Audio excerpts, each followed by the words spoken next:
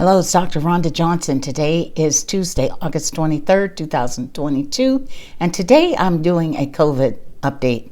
Well, you may have heard that the Biden administration will likely extend the COVID-19 public health emergency, which is currently set to end in October.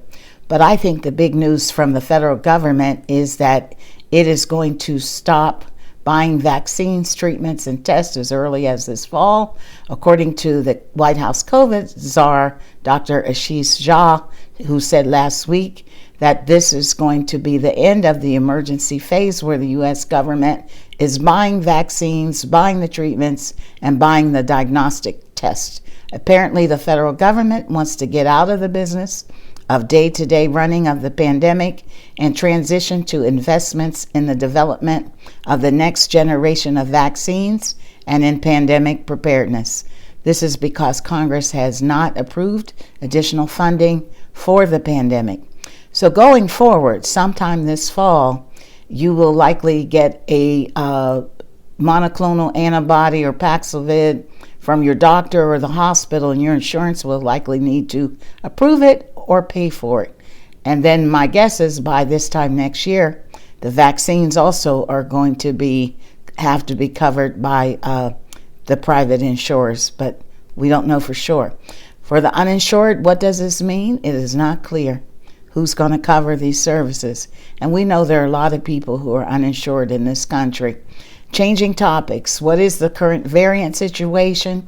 According to the CDC, Omicron BA.5 still counts to almost 90% of COVID infections in the United States.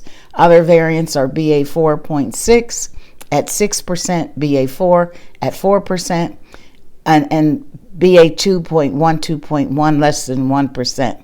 Now, there is another Omicron subvariant, BA.2.75, also nicknamed the Centaurus variant, which has been sweeping through India and Australia, and it's been found in 20 states, but small numbers, and it's not clear what's going to happen with BA.2.75 or BA.4.6. We'll just have to wait and see.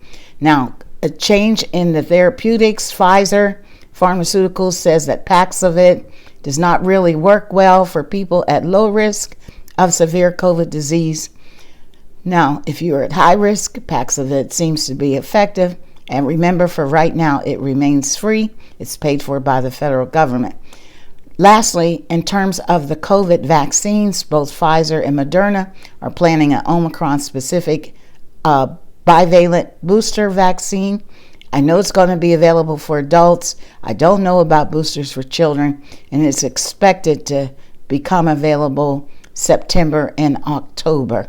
So that's my COVID update. As always, I hope that you will stay safe, wear your mask, wash your hands, watch your distance, use outdoor strategies whenever possible, and indoors, get those HEPA air filters and try to avoid crowded indoor places.